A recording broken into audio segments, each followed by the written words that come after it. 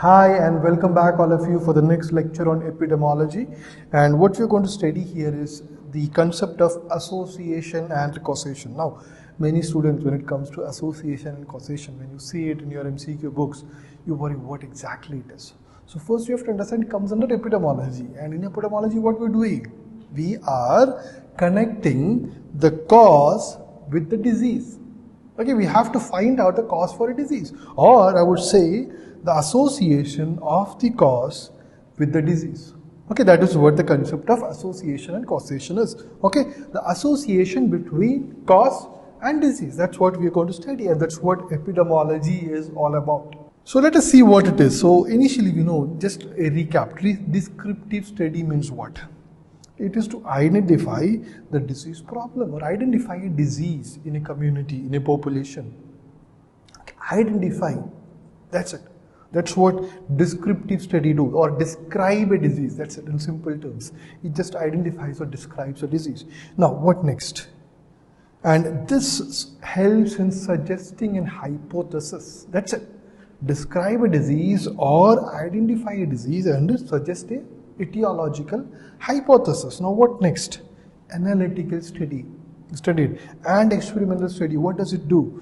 It helps in testing this hypothesis. We are doing what? You are doing case control study, cohort study, or that's what analytical study is, and you are conducting experiments or experimental studies, and this helps in testing the hypothesis, isn't it? This helps in the testing of hypothesis.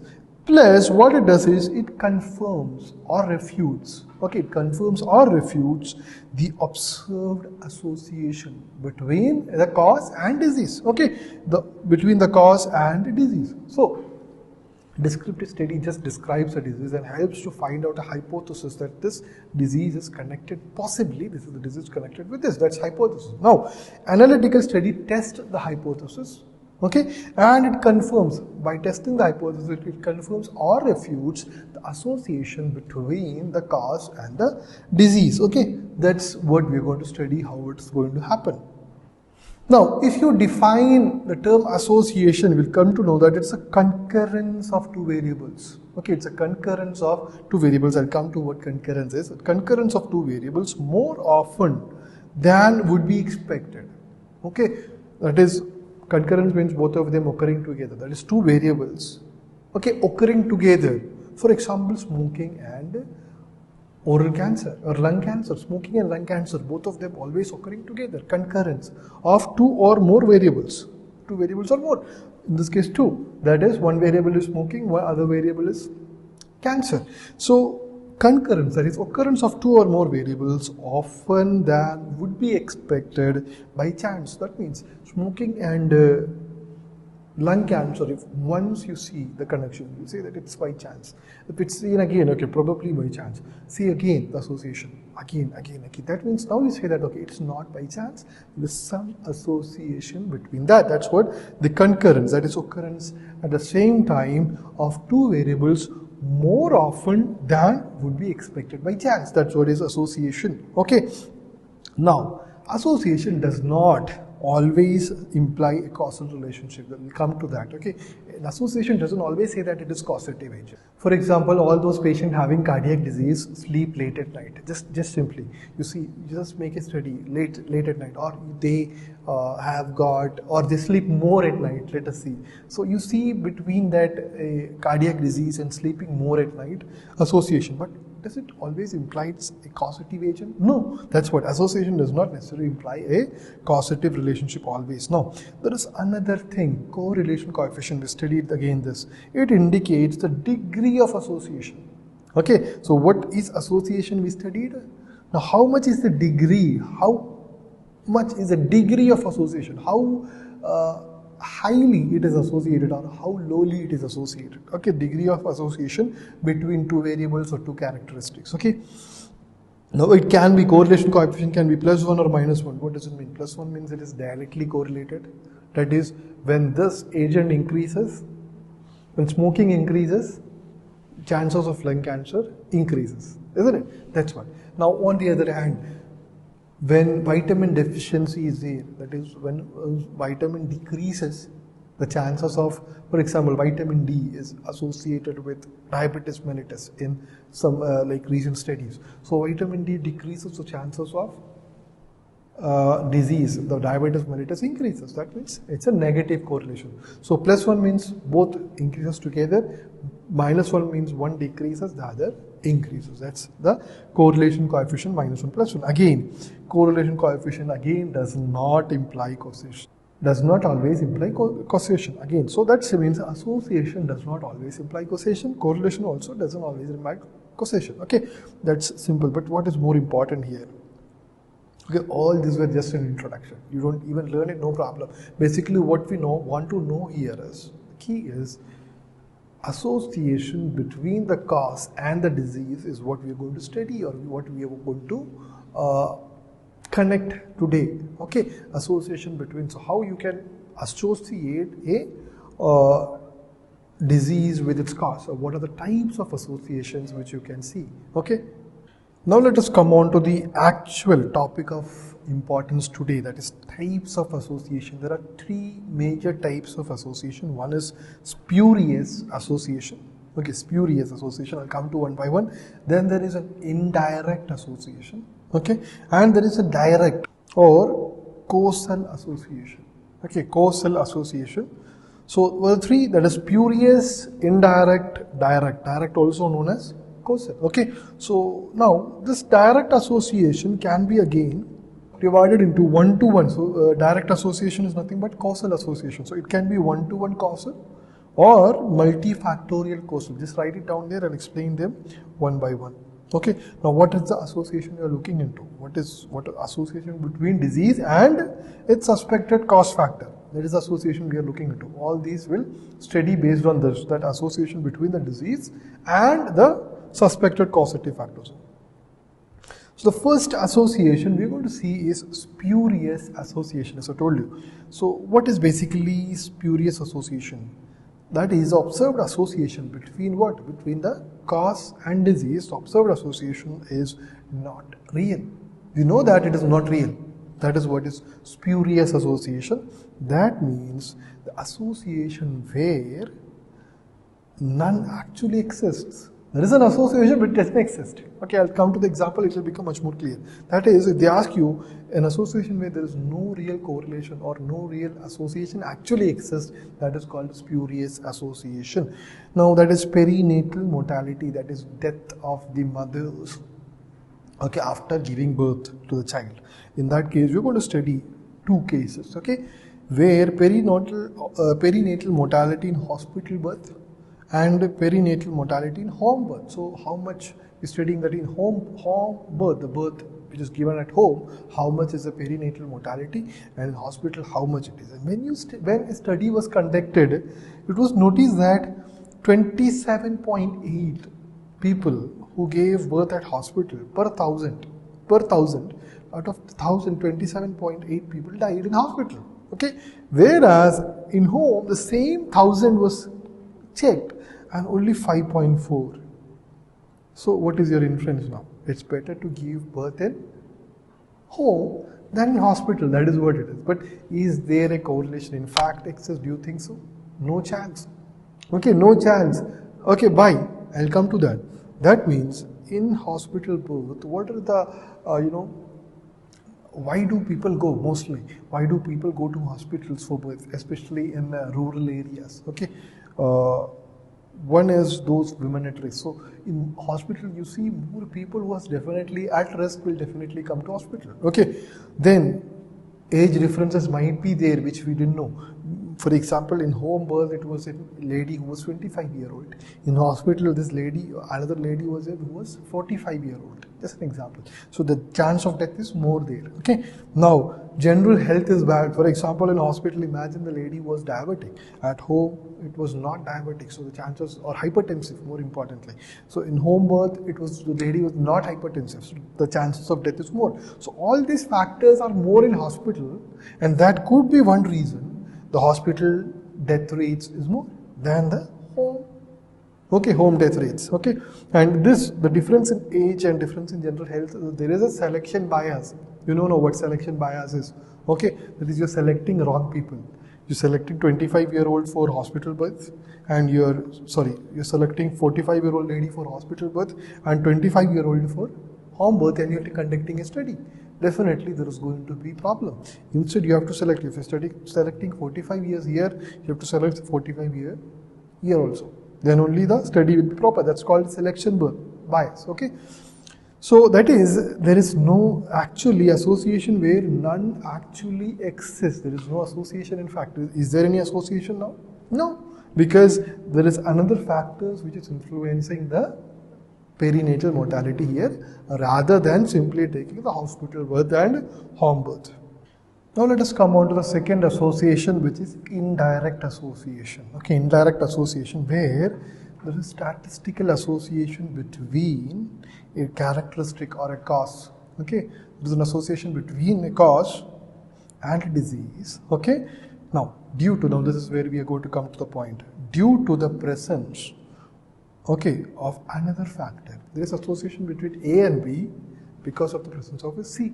Okay, due to the presence of another factor that is known or unknown. Okay, now this is definition, so we'll come to, I'll explain to you what exactly it means. That is common to both characteristic and disease, or cause and disease. Okay, now there is a third factor. Okay, imagine it's a third factor here, and there is a cause and a disease. So this third factor is connected to both of it.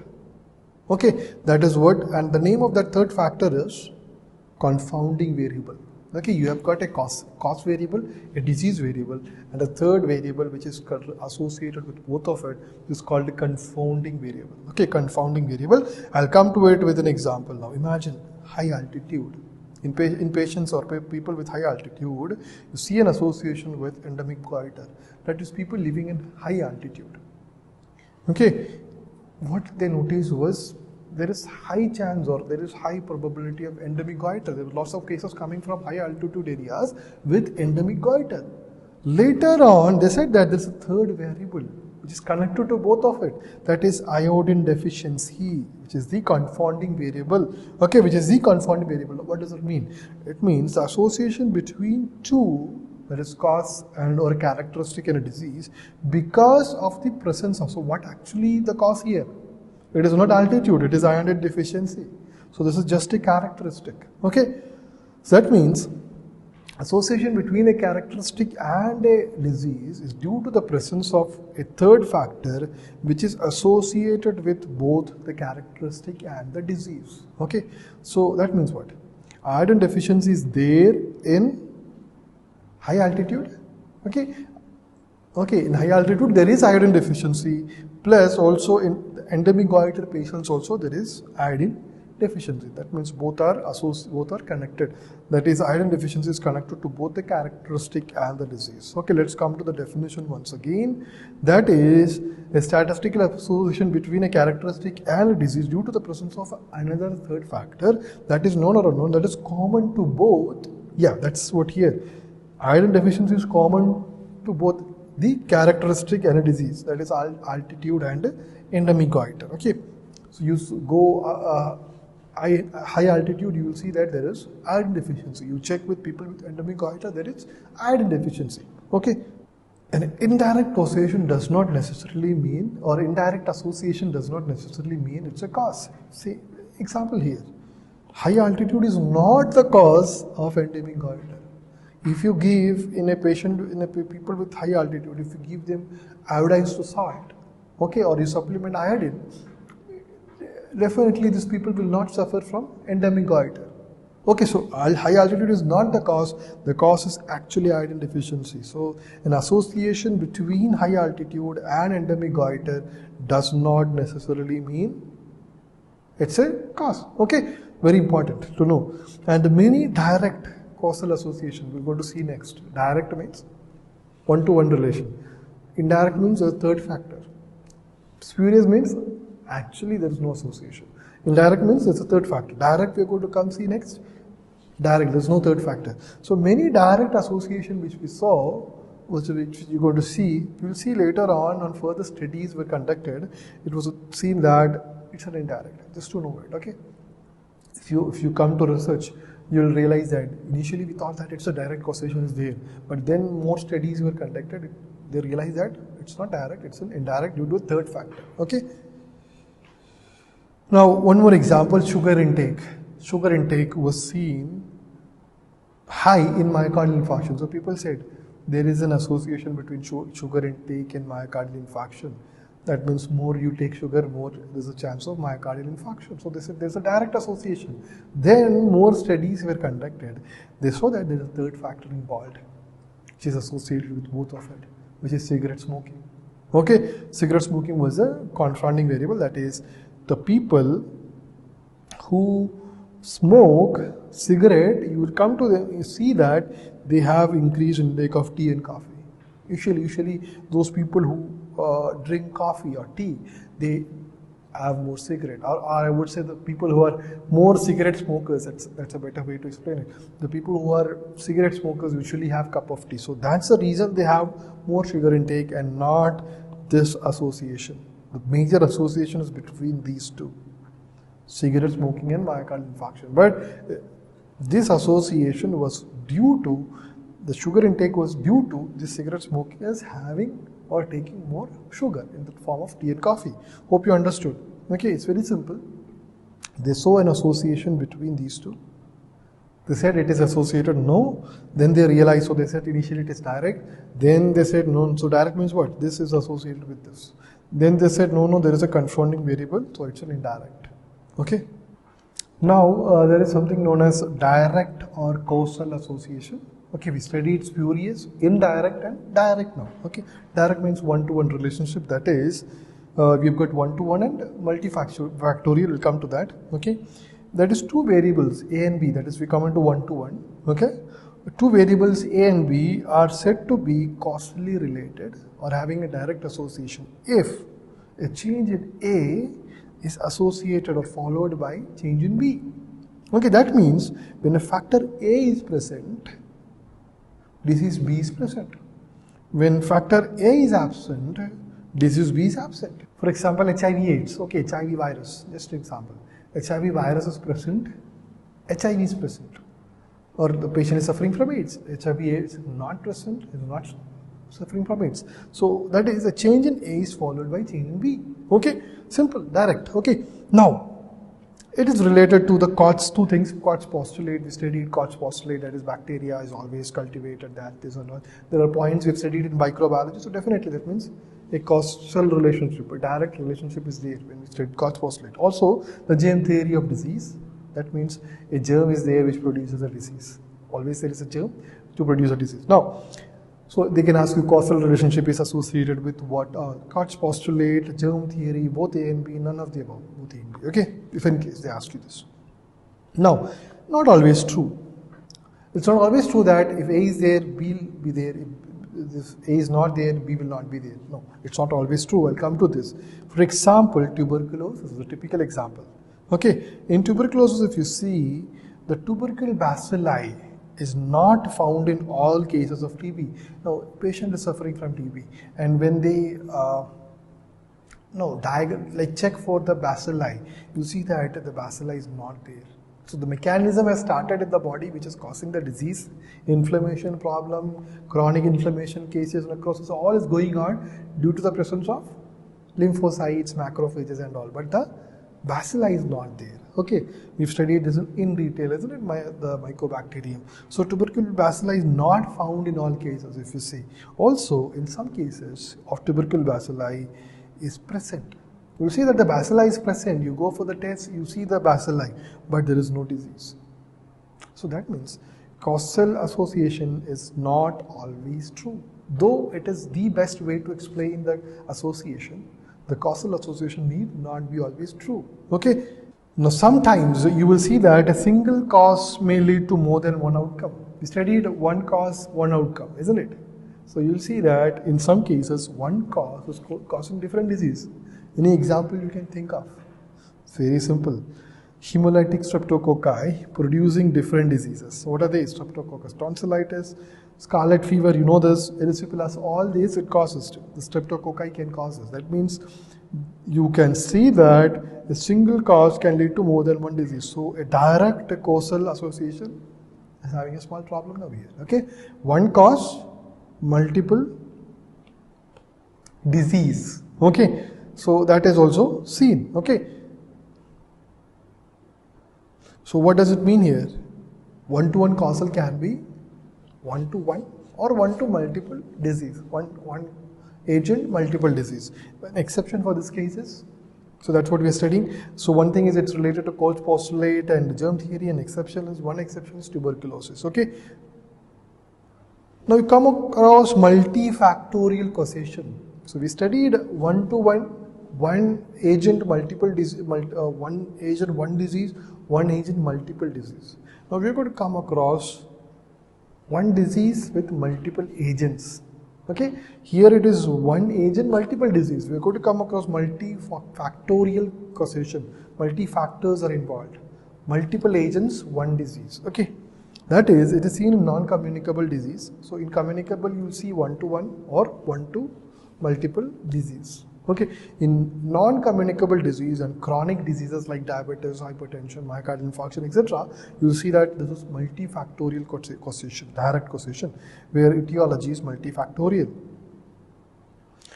And you can see here two models in this multifactorial. So what is one-to-one? One agent, one disease, or one agent, multiple disease.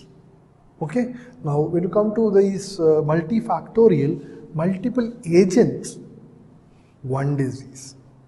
Okay, multiple agents, one disease. Okay, so there are two models for this multiple agents, one disease. It can be either each factor acting independently. We studied multiple factors are involved. So either it can be each factors acting independently of each other. Okay, we studied multiple factors are there. It can be either independent or all the factors are acting cumulatively to cause a disease. So in the first case, it can independently cause a disease. I'll give the examples. In the second case, it is all acting cumulatively to cause a disease. Now, to produce a disease. And here what we see is synergism. Okay, the same thing. That is what is synergism. Multiple factors acting together to form a disease or to cause a disease is what is synergism. Now, to come to examples, you'll understand it better. Here, we said it's acting independently. That means factor 1 act independently to cause a disease. Factor 2 can act independently to cause a disease. Factor 3 can act independently to cause a disease, but any one can cause a disease. It's not one agent to cause a disease. Okay, either of them can cause a disease, but they act independently. So this all can act independently, reaction at cellular level to cause a disease. Now, what's the example of this? Smoking can cause lung cancer independently, isn't it? Air pollution can cause lung cancer independently. Exposure to the asbestos can cause cancer, lung cancer independently. So all can act independently to cause a disease. Okay, to cause lung cancer. So that what does it mean here? One-to-one means what? One-to-one means smoking causing lung cancer. There is no other factors involved. One causing other. Mostly it is communicable diseases, infections. But here multifactorial means multiple factors are involved. But in the first concept, multiple factors are involved, but they act independently to cause a disease. Okay, so you'll come to the next one, you'll understand it better. That is, all the causal factors cumulatively produce synergism. That is, factor 1 plus factor 2 plus factor 3 all together is causing the disease. Okay, reaction at cellular level now producing the disease. Okay. Now, one non-communicable disease is Candida. So your textbook doesn't say any examples. I'm going to give you an example here. Candida's presence alone cannot cause a disease, isn't it? There is a immune deficiency, not drinking water. So multiple factors are involved together acting, causing a disease. Okay. Here it doesn't need to be together. This alone can cause lung cancer, isn't it? Here it has to act together to produce a disease. Candida albicans alone cannot produce a disease. There should be an immune problem associated in the patient to cause a disease. Okay. So just a quick review on all the types. Spurious means no correlation exists. In fact, hospital birth and home birth. Indirect means there's a third factor involved. And direct means direct. It can be one-to-one, okay, and multifactorial. One-to-one means germ theory and the Koch postulate, and multifactorial means multiple factors involved. It can be acting independently or coherently. So we studied if there is an association, there is a possibility that we can say that there is the cause and the disease is connected, okay, or the cause is related to the disease. Now, there are certain additional criteria for judging the causality, not causality, causality, that is if the cause is related to the disease or not. One is association. Okay, you can connect an association. Now, here additional criteria are there. Now, who brought this? There's a person called Bradford Hill. Okay, he said that the likelihood of causal relationship, the likelihood that is there is a cause is related to the disease, is increased by the presence of the following criteria. What are they? Just know the names. Temporal association. So this is where people confuse. It's not a type of association. It's a criteria where the causal relationship is further implemented or further, strengthened. Okay, so it's temporal association. So there are three types of associations: spurious, indirect, and direct. Then this is temporal association, which is something which strengthens the causal or direct relationship. Okay. Now, second is strength of association. Third is specificity of association, consistency, biological plausibility. Just know the names. Coherence of association. I'll explain the temporal. The other is very easy. Temporal and biological coherence. Okay, separately. So what other means? Strength of association. How strongly they are associated. Okay. How specifically they are associated. Does cigarette smoking only cause lung cancer or does it cause any other disease? Okay, that is how specific it is. Okay, then consistency of association. So you repeat the test again and again. Smoking, you see that smoking is associated with lung cancer. Again, you see smoking is associated with lung cancer. That is consistency. Then biological plausibility and coherence, I'll tell that separately. That is, all these criteria are best explained by the association between cigarette smoking and lung cancer. So we'll come to the first one, which is temporal association. We'll see. Now the question here to be asked, to answer if there is a temporal association or not, is that does the suspected cause precedes the observed effect? Now we studied the typical example is cigarette smoking and lung cancer. So does cigarette smoking occurred, or did the cigarette smoking occurred before lung cancer or after lung cancer?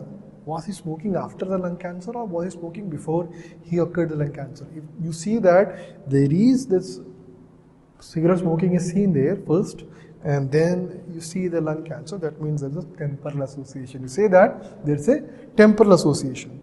That is, a causal association requires the exposure to be preceding the onset of disease. The exposure should occur first, then only disease. If that is happening, we will say that there is a temporal association. Example is smoking lead to lung cancer, but how long? 30 years.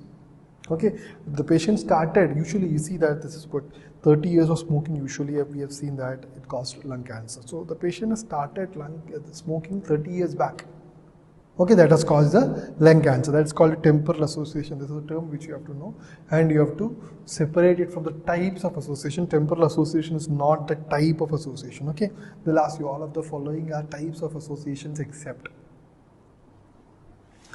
the direct, or I would say spurious, indirect, and direct temporal. Temporal is not a type. That's a criteria. Now again, they can confuse you. Or someone who putting the question really want to confuse you. All of the following are types of association, or all of the following are associations except. There you give direct, indirect, temporal, and one I would say factorial. Simply just an example, factorial association. In that you have to select the best answer. Factorial is nowhere there. There is no association called a factorial. So in that case you might select the temporal association. This is what you call the best answer. Students ask, so if this is the answer, if that, I could see that in the textbook, this is also given and the answer is this. The question is, what is the best answer? Okay, what is the select the best correct option? So in that case, you might have to select temporal association. But if they give you the first three and this one is the fourth one, this is the best answer. Okay. Now I told you I'll explain to you biological plausibility and coherence of association. Biological plausibility means, is there a biological mechanism which can explain the association between the cause and disease? For example, lung cancer and cigarette smoking. Is there a biological mechanism which causes cigarette smoking into cancer? Yes, metaplasia. We studied in general pathology. Cigarette smoking for continuous period can lead to metaplastic changes, then dysplasia, then you get cancer. So there is a biological plausibility, biological mechanism which explains this. Then coherence of association means, is it related to what is the observation you see, the current knowledge you see in the surroundings. For example, coherence of association example is, earlier males used to smoke a lot. So you see that more lung cancer is seen in males. Now if you see, females also equivalently smoke like males. So now you see that in females also the cases has increasing. So that means it's a coherence of association, coherent with what you see. Okay, it is coherence with what you see, or it is associated with what you see in the normal situations. More males are smoking, more male cancers. Okay, male lung cancers. More females are smoking, now the cases are increasing. So this is the two things, strength and everything is very much simple. Strength, specificity, biological plausibility and coherence of association is something which can confuse you, so that's why I explain. And temporal association, remember, it just answers the question, does the cause preceded the effect or not? That's it. Okay, it's not a type of association. So hope you have understood this three types of association. Now when you see the questions in your book and all, you feel like it's really confusing, isn't it? When I studied for this, I thought, what is this? Spurious association, that association, this association. Then when we start reading books and we start understanding things, it was so simple area. Okay, so it's like that. Now you can connect everything. Even if they ask you from outside also, you will be able to connect it. But one thing you have to know is, you know three things very correctly. Okay. Now again, let me come to the test series.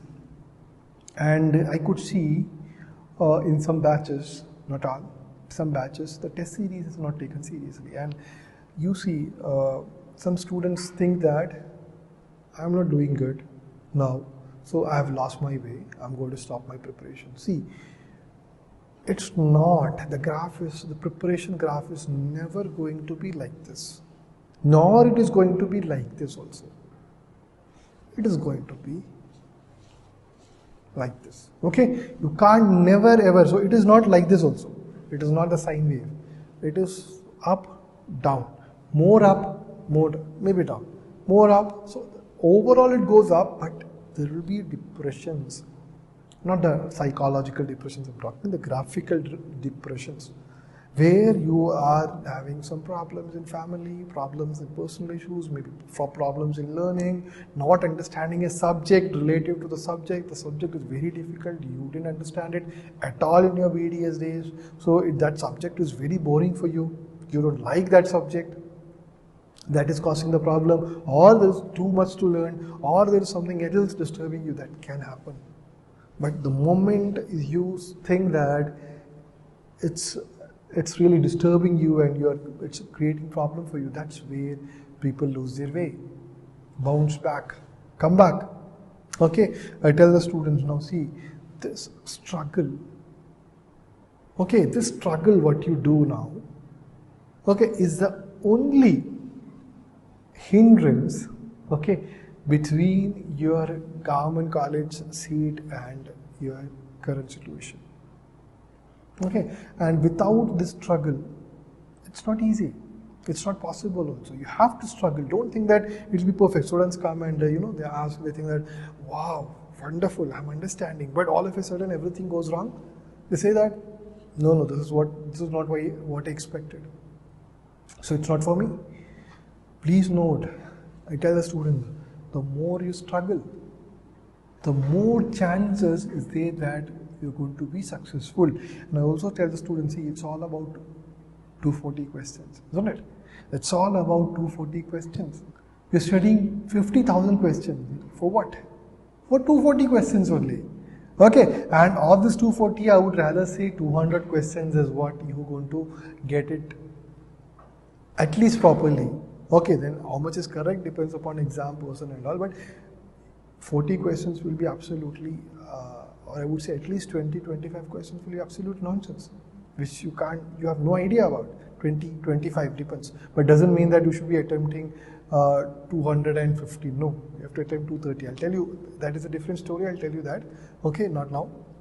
But yes, what is more important, what is more significant is it's a matter of 200 plus questions. And if God wants to give you that seat, okay, hopefully all of you are listening to me are not atheists. Okay, if God wants to give you that seat,